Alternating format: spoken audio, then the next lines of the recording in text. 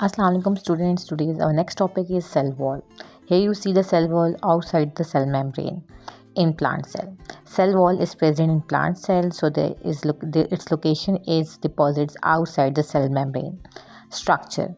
It consists of three layers: middle lamella, primary wall and secondary wall. Middle lamella is present between the cell walls of different cells, ठीक है, and it is made up of magnesium and calcium salts of pectin. Calcium salt of pectin की appearance जो है वो jelly like होती है, sticky appearance होती है, दैट्स वाई वो डिफरेंट सेल्स की सेल वॉल को आपस में जोड़ के रखती है. फिर आती है primary wall. It is the first layer. इसमें सेलुलोज जो है क्रिस क्रॉस फैशन में अरेंज होते हैं. ये थिन होता है और फ्लेक्सिबल होता है, दैट्स वाई ये अंदर से जो भी प्रेशर है उसको विथस्टैंड करता है उसके साथ. Second layer is secondary wall. Secondary wall जो है वो सारे सेल्स में मौजूद नहीं होती, लेकिन जिन सेल्स में मौजूद होती है उसको थिक और रिजिड कर देती है, ठीक है. It is present inside the primary wall.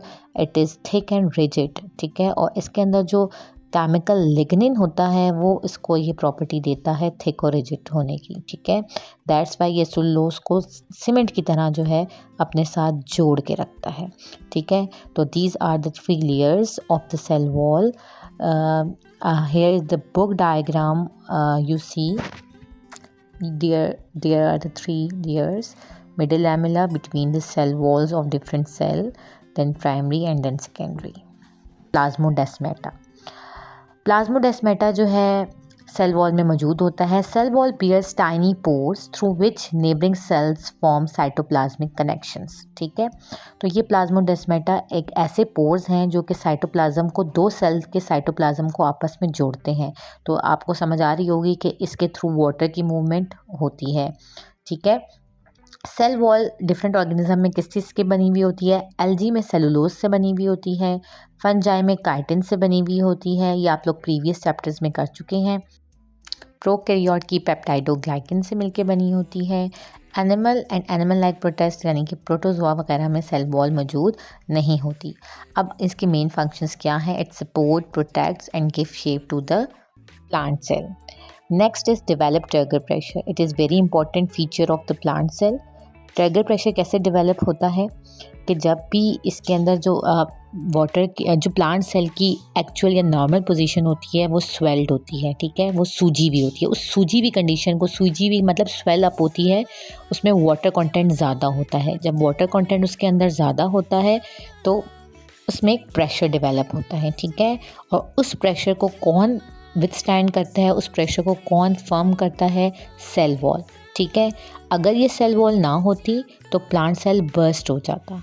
उस ट्रिगर प्रेशर को कौन बर्दाश्त करता है? सेल वॉल बर्दाश्त करती है, जिसकी वजह से प्लांट और प्लांट सेल जो है वो एक फर्म पोजीशन में खड़ा रहता है, ठीक है. तो ट्रिगर प्रेशर जो है very important feature of the plant cell.